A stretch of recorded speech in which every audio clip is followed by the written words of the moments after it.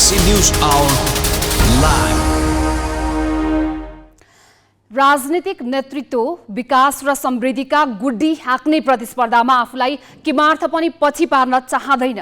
संविधानको प्रस्तावनामा नै समाजवाद लेखेका उनीहरूले कक्षा 12 सम्मको शिक्षालाई निशुल्क मात्र भनेका छैनन्, वैज्ञानिक र प्रविधि युक्त पनि भनेका छन्। त्यति मात्र होइन, पिँधका नागरिकलाई शिक्षामा समान पहुँच स्थापित गर्न कुनै कसर बाँकी नराख्ने उद्घोष गर्दै आएका छन्।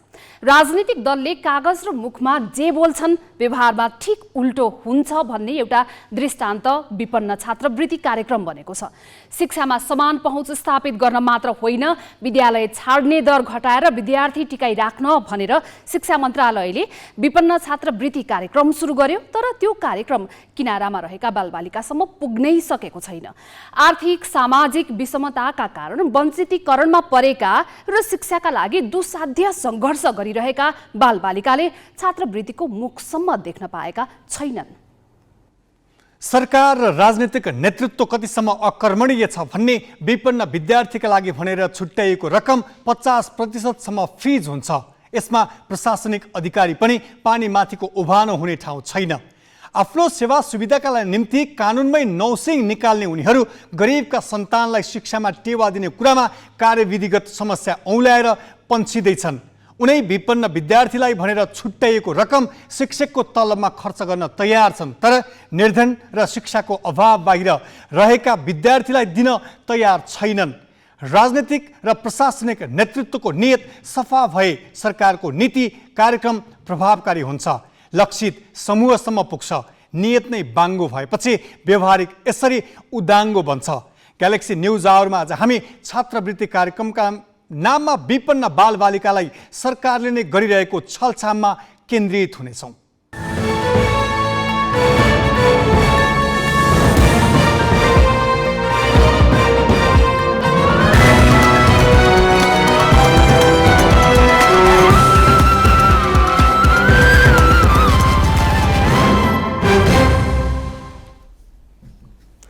नमस्कार, यो हो ग्यालेक्सी न्युज आवर। अब हेडलाइन्स।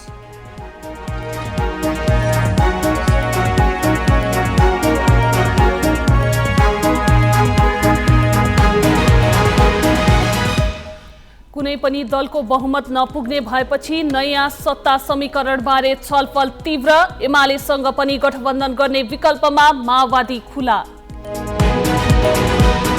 प्रभावशाली नेताको समर्थनले काङ्ग्रेस संसदीय दलको नेतामा महामन्त्री थापाको दाबी बलियो बन्दै संस्थापन पक्ष भने देउवालाई 6औं पटक दोहोर्याउने पक्षमा। विपन्न बालबालिकालाई दिने भनिएको छात्रवृत्तिमा सरकारी तहबाटै छलछाम। निर्देशिकामा खोट देखाएर विनियोजित बजेट अन्यत्रै खर्च। युक्रेन मुद्दामा रुसमाथि दबाब बढाउने युरोपेली सङ्घको निर्णय। रुसी तेलको मूल्य प्रति ब्यारेल $60 सीमित। र विश्वकप फुटबल अन्तर्गत प्री क्वार्टर फाइनलका खेल आजदेखि। नेदरल्यान्ड्स र अमेरिका बीच खेल जारी। अर्जेन्टिना र अस्ट्रेलिया मध्यराती भिड्ने।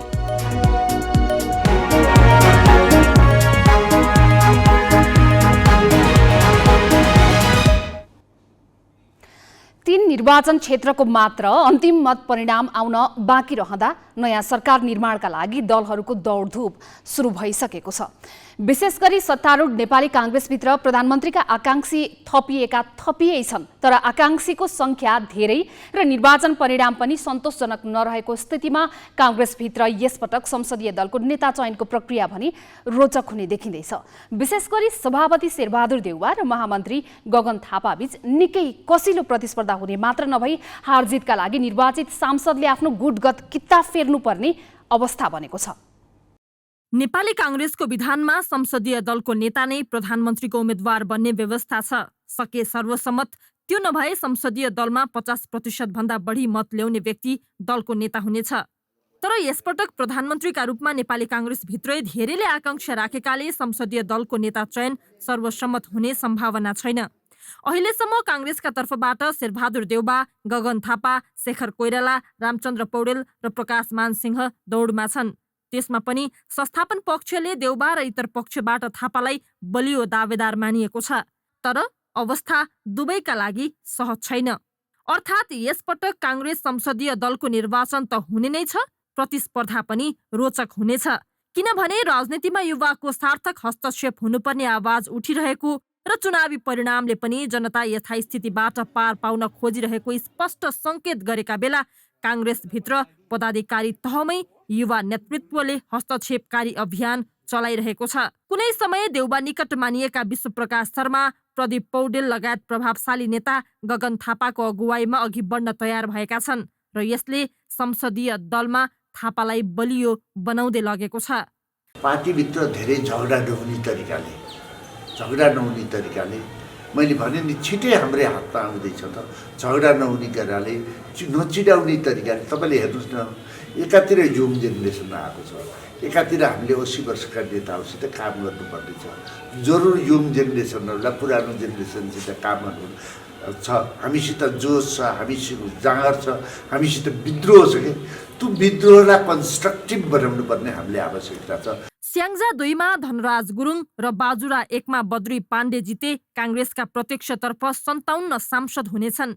अहिलेसम्मका निर्वाचित अनुहार हेर्दा थापाका पक्षमा उभिन सक्ने सांसद एवं प्रभावशाली नेताहरूको संख्या उल्लेख्य भइसकेको छ।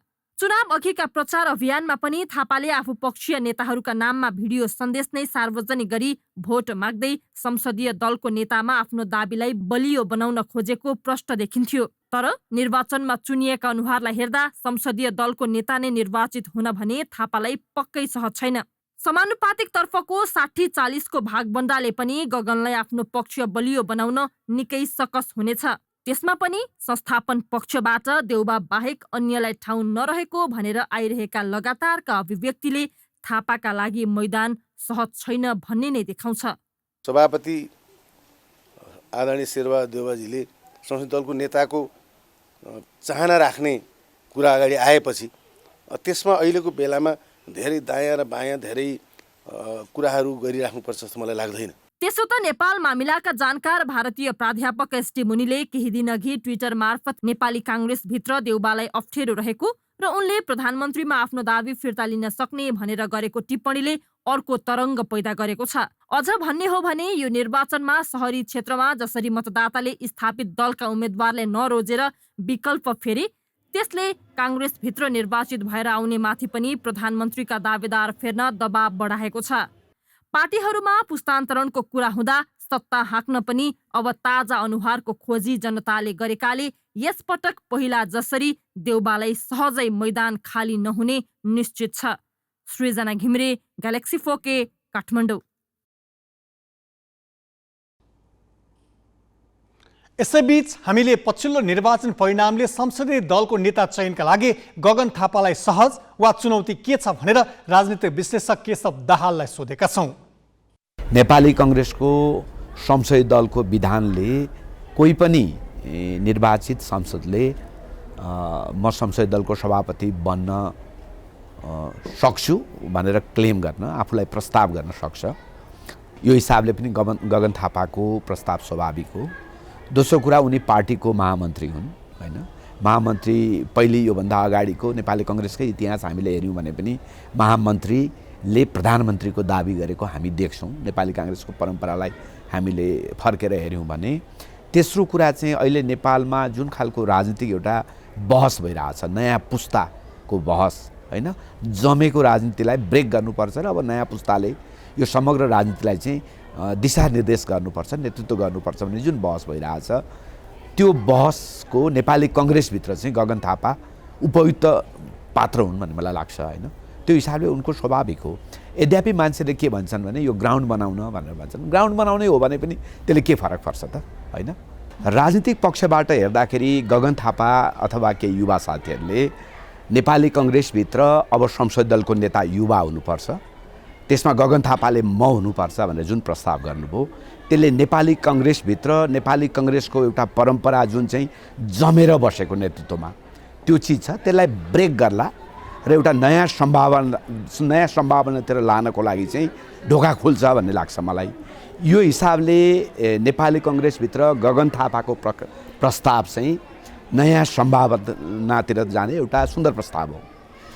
जहाँसम्म अब अङ्कगणितीय कुरा छ, अङ्कगणित हेर्दा चाहिँ नेपाली कङ्ग्रेसमा जो मान्छेहरू जितेर आउनुभयो, खास गरी शेरबहादुर देउवा पछिको दोस्रो पुस्ता भनेर जसले आफूलाई क्लेम गर्नुहुन्छ, जो नेपाली काङ्ग्रेसमा हामी लामो समयदेखि महत्त्वपूर्ण पोजिसनमा छौँ र कङ्ग्रेसको हामी निर्णायक मान्छे हौँ भनेर क्लेम गर्नुहुन्छ, उहाँहरूको मनोविज्ञान र समानुपातिक सूचीमा आउन सक्ने मान्छेहरूको जुन हेऱ्यौँ भनेदेखि चाहिँ अङ्कगणितीय हिसाबले चाहिँ नेपाली कङ्ग्रेसले जमेको त्यो जुन चाहिँ एउटा संस्थापन मनोविज्ञान छ, जसको नेतृत्व शेरबहादुर देउवाले गर्नुहुन्छ, त्यसले तोड्न सक्छ जस्तो लाग्दैन। त्यसैले प्रस्तावको हिसाबले यो सुखद प्रस्ताव हो, तर अङ्कगणितीय हिसाबले चाहिँ यो प्रस्तावले अहिले नै परिणाम प्राप्त गर्छ, परिणाम हासिल गर्छ र नेपाली काङ्ग्रेस नयाँ सम्भावनातिर जान्छ भन्ने चाहिँ देखिँदैन। काङ्ग्रेसमा दशकौँदेखि अगुवा सिट ओगटिरहेको बुढो नेतृत्वमाथि युवाहरूले दिएको चुनौती धेरै अर्थपूर्ण छ। अरू दलमा पनि यसरी युवा पङ्क्तिको सार्थक हस्तक्षेप नहुने हो भने ती बिस्तारै असान्दर्भिक बन्दै जानेछन्। त्यसैले जनअपेक्षा र समयको माग अनुसार दलले नेतृत्व दिन सक्नुपर्छ। अब केही न्युज संक्षेपमा। सत्ता गठबन्धनको एउटा घटक माओवादी केन्द्रले सरकार गठनका लागि सबै विकल्प खुला राख्ने निर्णय गरेको छ। सबैभन्दा बढी सिट जितेको दल नेपाली काङ्ग्रेसका सभापति शेरबहादुर देउवाले माओवादी केन्द्रको सहयोगमा आफ्नो नेतृत्वमा नयाँ सरकार गठनका लागि छलफल अगाडि बढाएका बेला माओवादी केन्द्रका पदाधिकारीको बैठकले सबै विकल्प खुला राख्ने निर्णय गरेको हो। पार्टी मुख्यालय पेरिस डाँडामा आज बसेको बैठकले गठबन्धन नछाड्ने तर त्यसो भनेर सरकार गठनका लागि विकल्पको ढोका भने बन्द नगर्ने निर्णय गरेको हो। बैठकपछि उपाध्यक्ष कृष्णबहादुर महराले गठबन्धनमा रहे पनि सरकार गठनका लागि एमाले लगायत सबै दलसँग छलफल गर्ने निर्णय गरेको जानकारी दिए। निर्वाचनमा कुनै पनि दलले बहुमत नल्याएकाले कुन दल मिलेर सरकार गठन हुन्छ भन्ने यकिन छैन।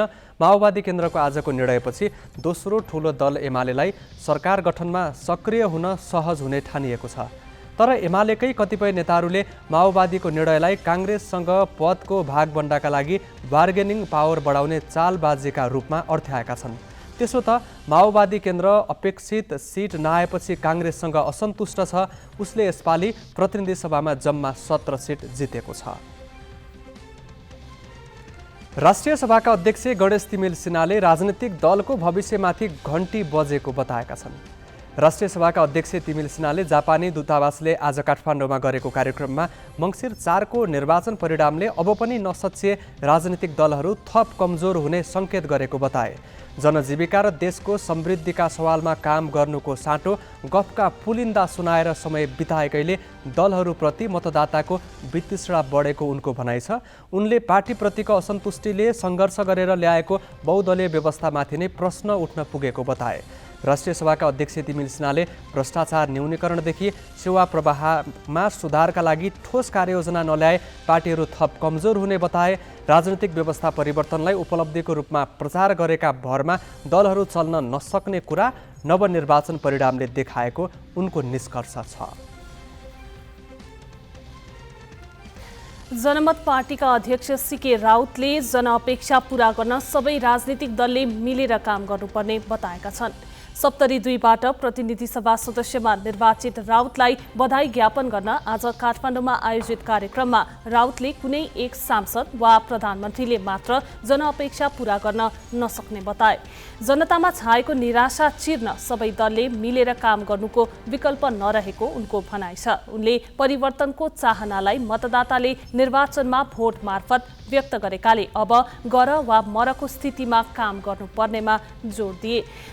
जनमत पार्टीका अध्यक्ष राउत सप्तरी 2मा जनता समाजवादी पार्टीका अध्यक्ष उपेन्द्र यादवलाई 18,000 भन्दा बढी मतान्तरले हराएर निर्वाचित भएका थिए। आफ्नो तलब सुविधाका लागि अनेक बाटा खोज्छन् सरकारी अधिकारी र राजनीतिक नेताहरू, तर विपन्नलाई सुविधा दिन आलटाल र आनाकानी गर्छन्। कसरी त? यो प्रसङ्ग नवराजबाट। विपन्न विद्यार्थीलाई प्रदान गरिने छात्रवृत्ति करोडौं रकम वर्षेनी फिज हुने गरेको छ। आर्थिक अवस्था कमजोर भएका कारण बिचैमा पढाइ छाड्ने विद्यार्थीलाई सहुलियत दिन सरकारले 3 वर्षदेखि रकम विनियोजन गर्दै आए पनि यसको 50% पनि छात्रवृत्तिमा खर्च हुँदैन।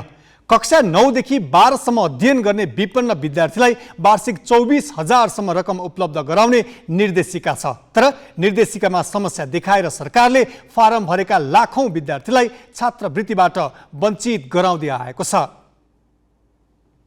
शिक्षा विज्ञान मन्त्रालय अन्तर्गत 2076 सालदेखि सञ्चालनमा ल्याइएको विपन्न छात्रवृत्ति कार्यक्रमको 50% रकम समेत खर्च हुँदैन। मन्त्रालयले आर्थिक वर्ष 2077-78 38 करोड बजेट यस कार्यक्रमका लागि विनियोजन गरेको थियो। त्यस वर्ष करिब 47% अर्थात् 17 करोड मात्र खर्च भयो।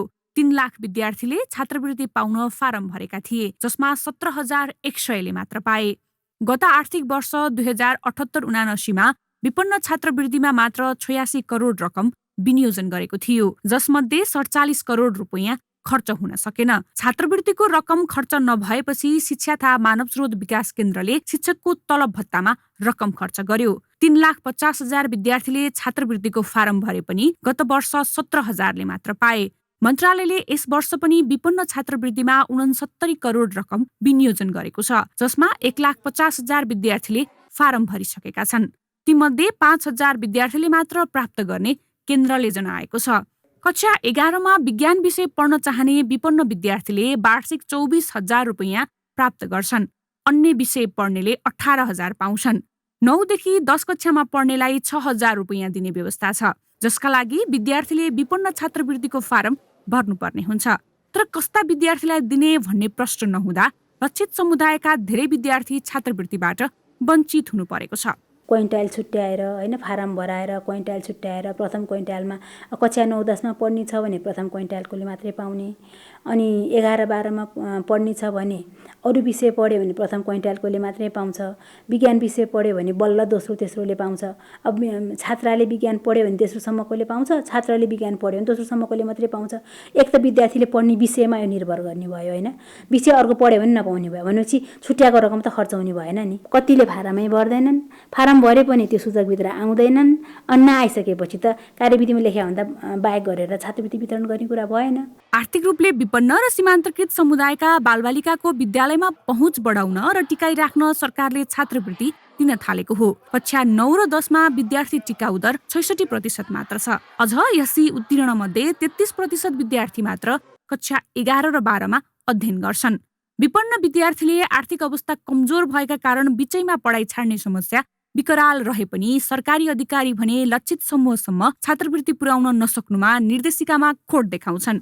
गरिबीको पहिचान गर्ने चाहिँ मापदण्ड अनुसार चाहिँ विद्यार्थीलाई सिलेक्सन गरेर विद्यार्थी आइडेन्टिफाई भएर खाता खोलेर चाहिँ विद्यार्थीलाई पैसा पठाउँदाखेरि त्यो गएको बजेट मध्ये चाहिँ हेर्नुहोस् है, यसमा हामीले चाहिँ 38 करोड पैसा पठाएकोमा मात्र 17 करोड पैसा मात्रै खर्च भयो। त्यसो चाहिँ 50% पैसा चाहिँ विद्यार्थीलाई, अब हामी भन्छौँ हामीले दिएको छात्रवृत्ति ब्ल्याङ्केट एभरेजको भयो, सबैलाई भयो। अब त्यो यो गरिबी हो भने चाहिँ पहिचान गरेर दिएको बजेट त्यो विद्यार्थीको खाता समेतमा हालिदिनु पर्ने बजेट चाहिँ त्यो भनेको जम्मा 46% चाहिँ खर्च भएको छ। यो एरियामा किन कम खर्च भयो? गरिब मध्ये पनि अति गरिबलाई छानेर छात्रवृत्ति दिने निर्देशिकाको लक्ष्य छ।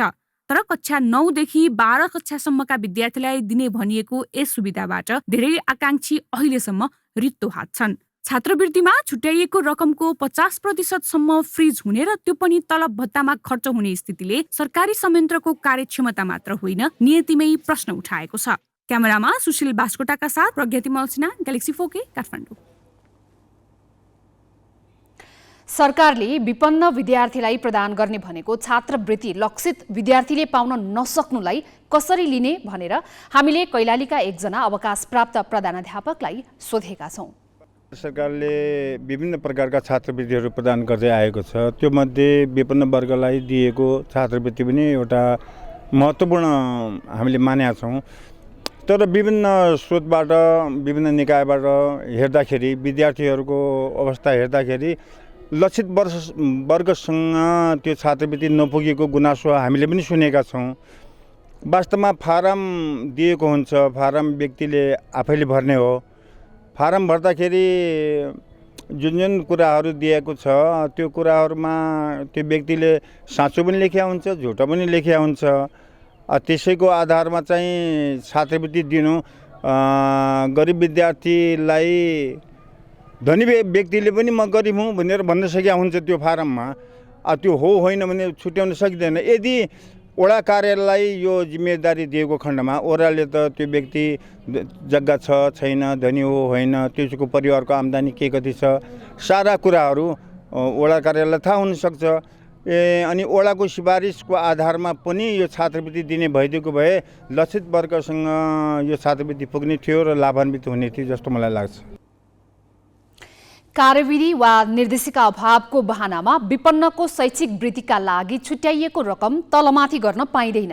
एकातिर विनियोजित रकम फ्रिज हुने, रकमान्तर भएर अन्यत्रै खर्च हुने, अर्कोतिर आर्थिक सामाजिक विषमतामा बाँचिरहेका बालबालिका शिक्षाको अभावबाट वञ्चित भइरहने कुरा किमार्थ सह्य हुने कुरा होइन। त्यसैले विपन्नको पक्षमा अनेक नारा लगाएर चुनाव जितेका नवनिर्वाचित जनप्रतिनिधिले कम्तीमा यसबारे सोधी खोजी गरून्। अब केही न्युज संक्षेपमा। धनुषाको वीरेन्द्र बजारमा जन्ती बोकेको गाडी दुर्घटना हुँदा 5 जनाको मृत्यु भएको छ। धनुषाको गणेशमान चारनाथ नगरपालिका स्थित वीरेन्द्र बजारमा इटहरीबाट जन्ती बोकेर फर्किँदै गरेको विङ्गर र पश्चिमबाट पूर्व जाँदै गरेको पिकअप ठोकिएर दुर्घटना भएको हो। दुर्घटनामा 6 जना घाइते भएका छन्। दुर्घटनामा धनुषाका रुबी शाह तथा महोत्तरीका एस कुमार शाह, सृजना शाह, मन्जु शाह र गाडी चालक धनुषाका अब्दुल मन्सुरको मृत्यु भएको हो। सृजना र मन्जु दिदी बहिनी हुन् भने रुबी र एस फुपू भतिज हुन्। घाइतेको प्रादेशिक अस्पताल जनकपुरमा उपचार भइरहेको छ। दुर्घटनामा ठक्कर खाएको पिकअप र चालकलाई नियन्त्रणमा लिएर प्रहरीले अनुसन्धान अघि बढाएको छ। दाङ तुलसीपुर स्थित राप्ती प्रादेशिक अस्पतालमा स्वास्थ्यजन्य फोहोर व्यवस्थापन केन्द्र सञ्चालनमा ल्याइएको छ। फोहोर व्यवस्थापन केन्द्र सञ्चालनमा आएपछि आसपासका किसानले भोग्दै आएको समस्या समाधान भएको छ। यसअघि अस्पतालबाट निस्किएका स्वास्थ्यजन्य फोहोर अव्यवस्थित रूपमा किसानका खेतबारी आसपासमा फालिँदै आएको थियो।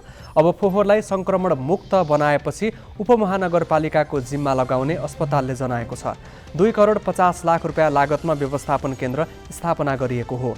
चीनबाट आएका प्राविधिकले उपकरण जडान गरेका हुन्। अस्पतालमा कार्यरत कर्मचारीलाई उपकरण सञ्चालनबारे तालिम पनि दिइएको छ। धनुषाको मिथिला बिहारी नगरपालिकामा जग्गा विवादमा भएको हत्यामा संलग्न 2 जनालाई प्रहरीले पक्राउ गरेको छ। विवादका क्रममा मिथिला बिहारीका प्रभु यादवको हत्या भएको हो। हत्या आरोपमा धनुषा प्रहरीले स्थानीय लाल बाबु यादव र सुरेश यादवलाई पक्राउ गरेको छ। आरोपित दुवैजनामाथि कर्तव्य ज्यान कसुरमा म्याद थप गरेर अनुसन्धान भइरहेको प्रहरीले जनाएको छ। जग्गाको विषयलाई लिएर लामो समयदेखि विवाद हुँदै आएको थियो। विवादकै बीच बिहीबार राति सुरेशको परिवार प्रभुको घरमा पुगेका थिए। सोही ठाउँमा आक्रमण गर्दा प्रभुको मृत्यु भएको प्रहरीको प्रारम्भिक अनुसन्धानबाट खुलेको छ। आक्रमणका क्रममा मृतक प्रभुकी श्रीमती र छोराहरू पनि घाइते भएका छन्। महिला, बालबालिका तथा ज्येष्ठ नागरिक मन्त्री उमा रेग्मीले अपाङ्गता भएका व्यक्तिको सवालमा तीनै तहका सरकार संवेदनशील बन्नुपर्ने बताएकी छन्। अपाङ्गता भएका व्यक्तिको 31औं अन्तर्राष्ट्रिय दिवसका अवसरमा राष्ट्रिय अपाङ्ग कोषले आज काठमाडौँमा गरेको कार्यक्रममा मन्त्री रेग्मीले अपाङ्गता भएका व्यक्तिको हक अधिकार कार्यान्वयनका लागि तीनै तहका सरकारले मिलेर काम गर्नुपर्ने बताएकी हुन्। उनले अपाङ्गता भएका व्यक्तिको सेवा सुविधामा स्थानीय तहले ध्यान नदिएको गुनासो आएको भन्दै यसप्रति मन्त्रालय गम्भीर रहेको बताइन्। कार्यक्रममा अपाङ्गता भएका व्यक्तिलाई कृत्रिम हातखुट्टा, क्यापिलर, अर्थोपेडिक, जुत्ता, व्हीलचेयर, बैशाखी, वाकर, सेतो छडी लगायत सामग्रीको अभाव हुन नदिन सरकारको ध्यानाकर्षण गराइएको थियो। युरोपेली सङ्घ EUले रुसी तेलको मूल्य प्रति ब्यारेल $60 सीमित गर्ने निर्णय गरेको छ। कच्चा तेलको बिक्रीबाट रुसलाई हुने आम्दानी घटाउन र विश्वव्यापी रूपमा भएको मूल्य वृद्धि रोक्न EUले उक्त निर्णय गरेको हो। विश्वका धनी मुलुकहरूको समूह G7ले पनि EUको निर्णयप्रति समर्थन जनाएको छ। EUको यो निर्णयले तेलको विश्वव्यापी बजारलाई पुनः व्यवस्थित गर्ने अपेक्षा गरिएको छ। रुसले करिब 1 वर्षदेखि युक्रेनमा जारी राखेको आक्रमणको विपक्षमा रहेको EUले पटक पटक आग्रह गर्दा रुस पछि नहटेपछि कच्चा तेलको मूल्य घटाएर दबाव दिने रणनीति लिएको हो। अब कांग्रेस नेता विजय कुमार गच्छदारको राजनीतिक यात्रा सम्बन्धी प्रसङ्ग स्मृति मल्लबाट। राजनीतिमा विजय कुमार गच्छदार चर्चित नाम हो। 2048 देखि 74 सम्मका हरेक चुनाव जितेर पटक पटक सत्तामा पुगेका गच्छदार राजनीतिका चतुर खेलाडीका रूपमा चिनिन्छन्। तर काङ्ग्रेसभित्र युवाको हस्तक्षेपकारी उपस्थिति र आफ्नै गलत कृत्यको शिकार बनेका गच्छदार अब भने कमजोर बनेको विभिन्न घटनाक्रमले देखाएका छन्। 14औं महाधिवेशनमा कोर कार्यकर्ता पंक्तिबाट नरुचाइएका उनी मङ्सिर 4 को निर्वाचनमा मतदाताबाटै अस्वीकृत भएका छन्। विजय कुमार गच्छदारले 17 वर्षको किशोरावस्थादेखि नै औपचारिक रूपमा राजनीतिक यात्रा सुरु गरेका हुन्। 2010 सालमा सुनसरीमा जन्मिएका उनले महेन्द्र मोरङ क्याम्पसमा अध्ययन गर्दा ताका 2027 सालदेखि नै नेविसङ्घबाट राजनीति थाले। त्यस बेलादेखि नै उनी कोइराला परिवारसँग नजिक भए। पञ्चायती व्यवस्था विरुद्ध सक्रिय रहँदा 2038 देखि 43 सम्म उनले बन्दी जीवन पनि बिताउनु पर्यो। पहिलो जनआन्दोलन 2046 ले देशमा व्यवस्था परिवर्तन गर्यो। बहुदल आएपछि 2048 मा भएको चुनावमा गच्छदार प्रतिनिधि सभा सदस्यका लागि उम्मेद्वार बने र विजयी पनि भए। त्यसपछि उनले पछाडि फर्केर हेर्नु परेन। लगातारका चुनाव जिते, लगातार सत्ता भोग गरे। 2048 सालमा सुनसरी क्षेत्र नम्बर 2 बाट उम्मेद्वार बनेका गच्छदारले नेकपा एमालेका उम्मेद्वार लीला श्रेष्ठलाई 11,000 भन्दा बढी मतान्तरले पराजित गर्दै संसदसम्मको यात्रा तय गरे। उनी 48 देखि 51 सम्मै राज्य मन्त्री बन्न सफल भए। 2051 मा पनि गच्छदारलाई काङ्ग्रेसले सुनसरी 2 बाटै टिकट दियो। एमालेले उठाएका फरक उम्मेद्वार कुलदीप पस्करलाई त्यसपटक पनि गच्छदारले 11,000 भन्दा बढी मतान्तरले नै पराजित गरे। उनले संसद मात्रै होइन त्यसपटक पनि मन्त्री बनेर सत्ता भोग गरे। काङ्ग्रेसले 2052 देखि 59 सम्म गच्छदारलाई 5 पटक सिंहदरबार पठायो। 2056 मा पनि उनले सुनसरी 2 बाटै टिकट पाए। यसपटक एमालेले रेवती रमण भण्डारीलाई गच्छदार विरुद्ध मैदानमा उतार्यो, तर केही लागेन। भण्डारी 4,000 भन्दा बढी मतान्तरले पराजित भए। तत्कालीन माओवादी सशस्त्र द्वन्द्वले विश्राम पाउँदै गर्दा देशमा मधेस आन्दोलन भयो। त्यसबेला गच्छदार त्यही बहावमा बहेलिए। 2060 देखि 64 सम्म महामन्त्री र संगठन विभाग प्रमुख बनेका गच्छदारले काङ्ग्रेस छाडेर 2066 सालमा आफ्नै नेतृत्वमा मधेसी जनअधिकार फोरम गठन गरे। 2064 को पहिलो संविधान सभा चुनावमा सुनसरी क्षेत्र नम्बर 3 बाट काङ्ग्रेसकै उम्मेद्वार अगमलाल चौधरीलाई झण्डै 13,000 मतले हराउँदै उनले फेरि सत्ता यात्रा तय गरे। यसपटक पनि उनी 2066 र 68 मा गरी 2 पटक उपप्रधानमन्त्री बने। 70 को दोस्रो संविधान सभा चुनावका बेला मधेसी दलहरूमा निकै विचलन आइसकेको थियो। गच्छदारले पार्टीको नाम परिवर्तन गरी मधेसी जनअधिकार फोरम लोकतान्त्रिक राखे र सुनसरी 3 बाट चुनाव लडे। यसपटक पनि उनले एमालेकी भगवती चौधरीलाई हराए, तर झिनो मतान्तरले। त्यसपछि 72, 73 र 74 मा उपप्रधानमन्त्री बन्न सफल भए। 74 सम्ममा मधेसी दलहरू मुद्दाहीन बन्दै गर्दा गच्छदारले फोरम लोकतान्त्रिकलाई काङ्ग्रेसमा लगेर विसर्जन गरेर उपसभापति पद हत्याए। त्यसकै ब्याज स्वरूप काङ्ग्रेसले उनलाई सुनसरी 3 बाट टिकट दियो। त्यसपटक पनि भगवती चौधरीले गच्छदारलाई रोक्न सकिनन्।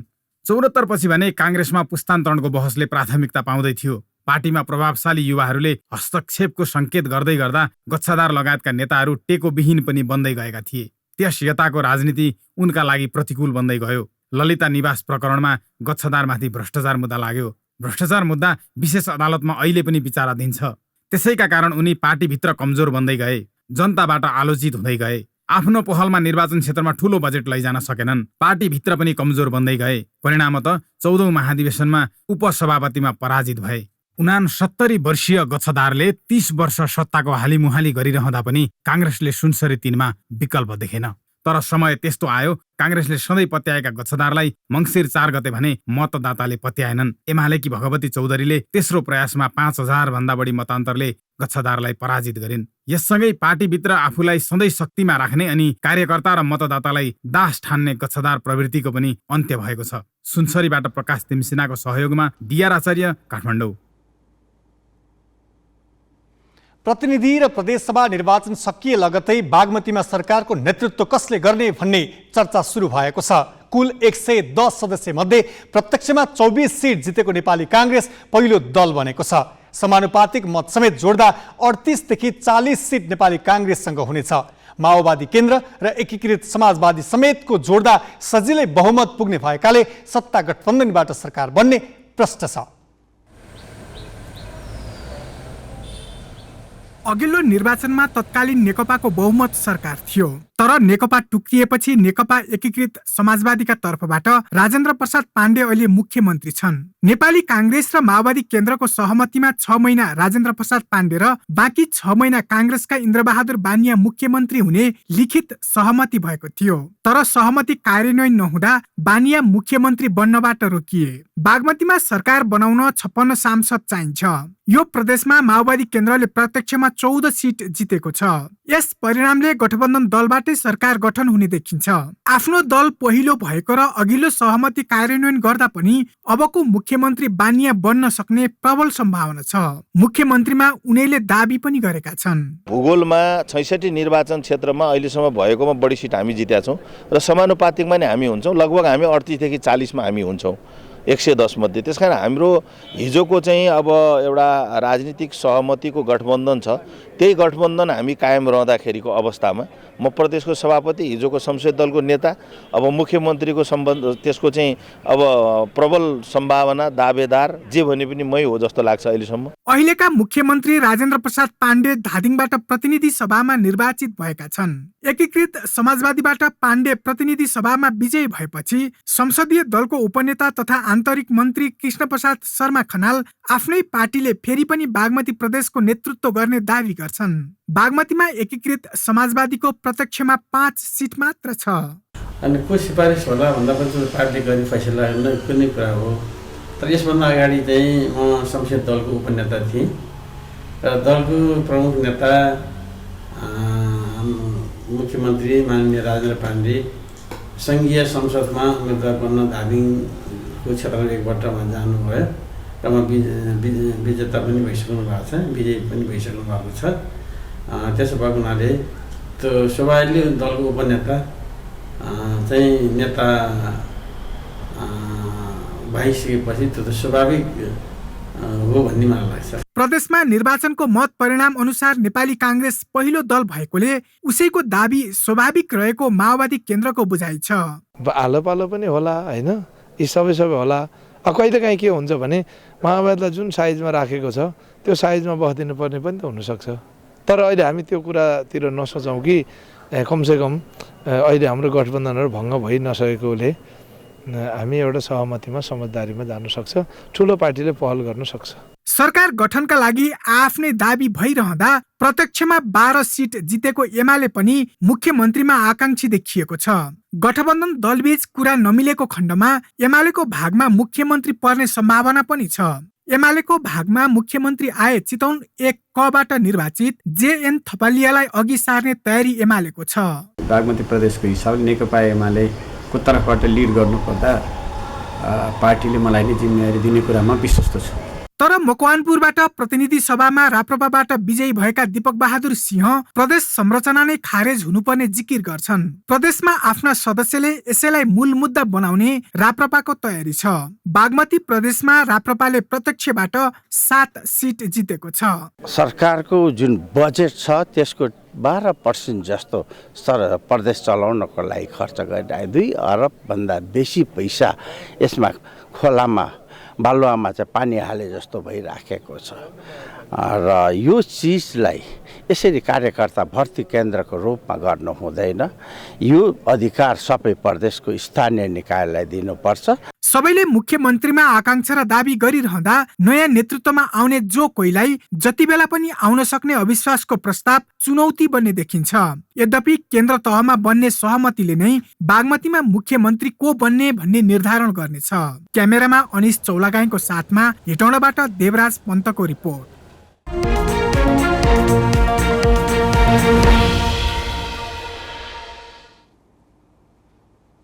अर्थतन्त्रको ऐना मानिने शेयर बजार परिसूचक पछिल्लो 6 महिना यता साँघुरो बाटोमा थपघट भइरहेको छ। लगानीकर्ताले पर्ख र हेरको रणनीति लिँदा यस्तो अवस्था आउँछ। अहिले ठूलो लगानी गरिहाल्न लगानीकर्तासँग न पैसा छ न आँट नै छ। त्यस विपरीत बेच्नेको ओइरो लागेको पनि छैन। 3200 अङ्कमा पुगेर ओह्रालो लागेको नेप्से 1800 अङ्कमा झरिसकेपछि लगभग घट्दो प्रवृत्ति टुङ्गिएको हुन सक्ने अनुमान लगाउन थालिएको थियो। हालका महिनाको कारोबार अवस्थाले त्यो अनुमानलाई बल पुर्याइरहेको छ। यो हप्ता पनि नेप्से केही बढेको त देखियो, तर यस्तै साँघुरो उतार चढावमै रोमल लिन छाडेको छैन। गत साता नेपाली शेयर बजार 27.5 अङ्क अर्थात् 1.4% बढेर बन्द भयो। मौद्रिक नीतिको समीक्षामा धेरैले अपेक्षा गरे जस्तो खुकुलो नीति नआएपछि लगानीकर्ता उत्साहित हुन सकेका थिएनन्। तर गत साता मुलुकको आर्थिक अवस्था सम्बन्धी परिसूचकहरू थोरै भए पनि बलिया बन्न थालेको देखिएको छ। झण्डै 2 वर्षपछि विदेशबाट बाहिरिने भन्दा भित्रिने विदेशी मुद्रा बढी देखिएको छ। भुक्तानी सन्तुलन भनिने यस्तो आँकडामा सुधार भएपछि आउँदा दिनमा बैंकिङ तरलता बढ्ने र ब्याजदर घट्ने आशा पलाएको छ। नयाँ निर्वाचनले अर्थतन्त्रलाई धेरथोर चलायमान बनाएको छ। चाडपर्व सकिएको र हिउँद लागेका कारण अब सरकारी खर्च पनि बढ्ने आशा छ। सरकारले निर्माण आयोजनामा खर्च बढाउँदा अर्थतन्त्र चलायमान हुन्छ। यसले देशभित्रका उद्योग धन्दा चल्ने र रोजगारी सिर्जना हुने अपेक्षा छ। यही कारण पनि नेप्से 1800 अङ्क भन्दा तल जान तयार देखिएको छैन। पछिल्लो 6 महिनाको नेप्से परिसूचकले साइडवेज मुभमेन्ट समातेको देख्न सकिन्छ। यो अवस्थामा परिसूचक 1800 देखि 2200 अङ्कको बीचमा स्थायित्वका निम्ति अघि बढिरहेको छ। यसकारण अझै केही समय ह्वात्तै परिसूचक बन्ने वा घट्ने सम्भावना देखिन्न। बरु यसरी नै थोरै थोरै घटबढ भएर बजार चलायमान रहन सक्छ। यो एक सातामा नेप्सेको बजार पुँजीकरण 39 अर्ब 57 करोड 51 लाख घटेको छ। गत हप्ता नेप्से 1933 देखि 1980 अङ्कको बीचको कोरिडोरमा रहन पुगेको थियो। साताभरिमा नेप्सेमा 1 करोड 42 लाख 72 हजार किता शेयर 6 अर्ब 37 करोड रुपैयाँमा किनबेच भएको छ। सातामा 2 दिन बजार ओह्रालो लागे पनि 3 दिन बढेका कारण बजार सूचक 1961 अङ्कमा बन्द भएको छ। तर साताको अन्तिम दिन पनि सबैभन्दा न्यून बिन्दुसम्म झरेकाले अबको दिनमा पनि बजार उताप चढावमै रहने देखिन्छ। बिजनेस ब्युरो, ग्यालेक्सी भोगे, काठमाडौँ।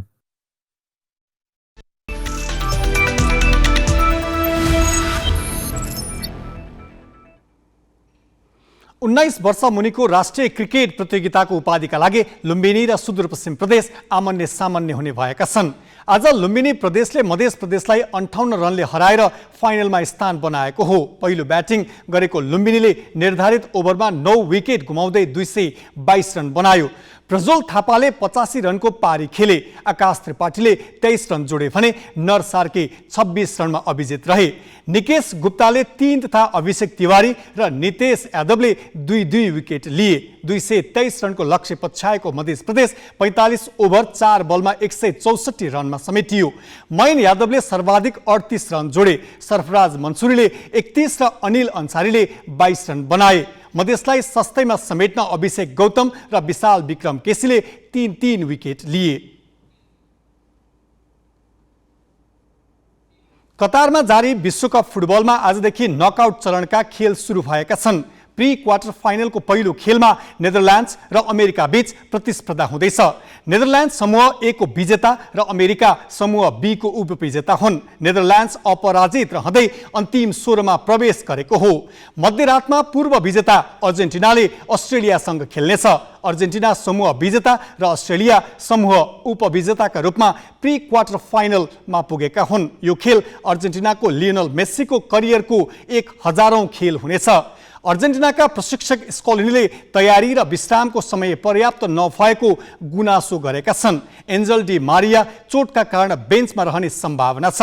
अस्ट्रेलियाका प्रशिक्षक ग्राम आर्नोल्डले डेनमार्क विरुद्ध खेलेको खेलाडीलाई मैदानमा उतार्ने सम्भावना छ। यसअघि अस्ट्रेलिया र अर्जेन्टिना 7 पटक आमन्य सामान्य भएकामा अस्ट्रेलिया 1 पटक मात्र विजयी भएको थियो।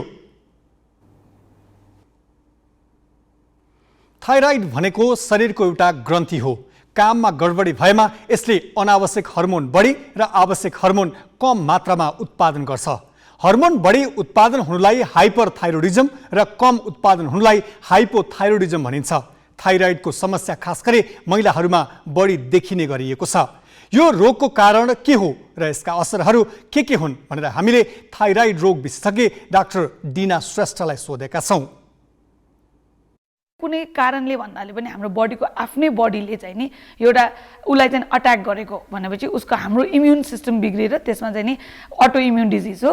त्यसले गर्दा चाहिँ थाइरोइडलाई काम गर्न नदिएको त्यसले गर्दा चाहिँ हाम्रो मेटाबोलिजम कम भयो भनेपछि मोटाउने, अल्छी लाग्ने, थकाइ लाग्ने, दिक्क लाग्ने, महिनावारीमा गडबड हुने, युजुअली हाम्रो लिबिडो भन्छ हामीलाई सेक्समा इन्ट्रेस्ट नहुने, अथवा गर्भवती महिलाहरूलाई चाहिँ नि मिसक्यारेज हुने अथवा कन्सिभ गर्नलाई प्रब्लम हुने, यो चाहिँ नि हाम्रो मोस्ट कमन चाहिँ नि हाइपोथाइरोइडिजमको हो।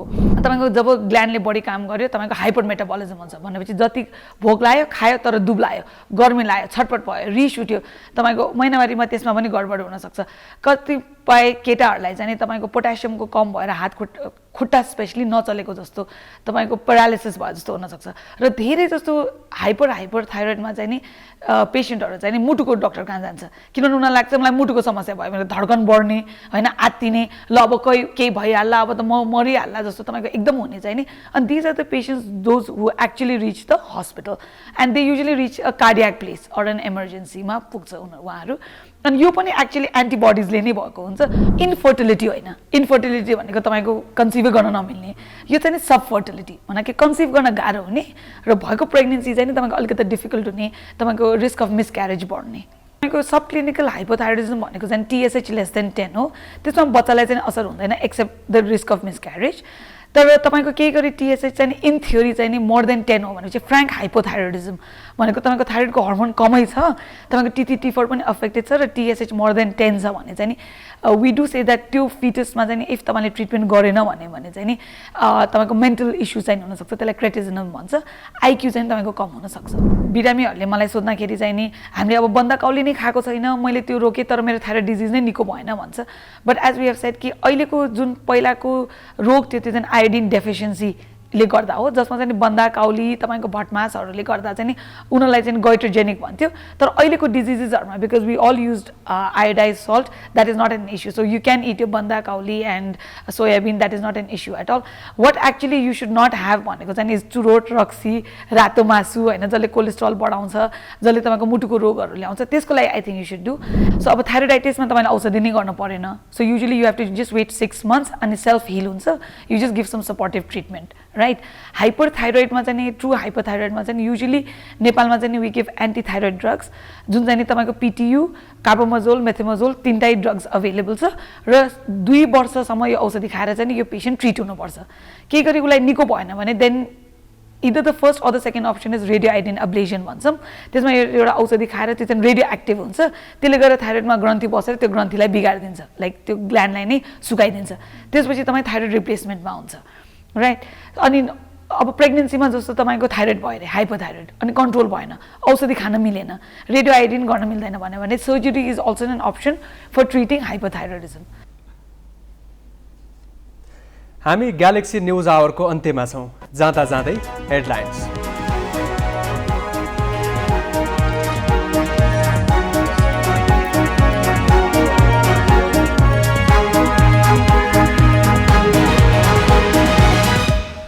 कुनै पनि दलको बहुमत नपुग्ने भएपछि नयाँ सत्ता समीकरणबारे छलफल तीव्र, एमालेसँग पनि गठबन्धन गर्ने विकल्पमा माओवादी खुला। प्रभावशाली नेताको समर्थनले कांग्रेस संसदीय दलको नेतामा महामन्त्री थापाको दाबी बलियो बन्दै संस्थापन पक्ष भने देउवालाई 6औं पटक दोहोर्याउने पक्षमा। विपन्न बालबालिकालाई दिने भनिएको छात्रवृत्तिमा सरकारी तहबाटै छलछाम, निर्देशिकामा खोट देखाएर विनियोजित बजेट अन्यत्रै खर्च। युक्रेन मुद्दामा रुसमाथि दबाव बढाउने युरोपेली सङ्घको निर्णय, रुसी तेलको मूल्य प्रति ब्यारेल $60 सीमित। र विश्वकप फुटबल अन्तर्गत प्री क्वार्टर फाइनलका खेल आजदेखि, नेदरल्यान्ड्स र अमेरिका बीच खेल जारी, अर्जेन्टिना र Australia मध्यराती भिड्ने।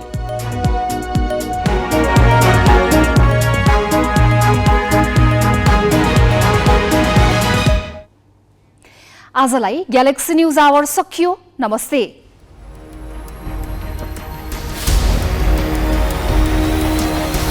This is Galaxy News Hour Live.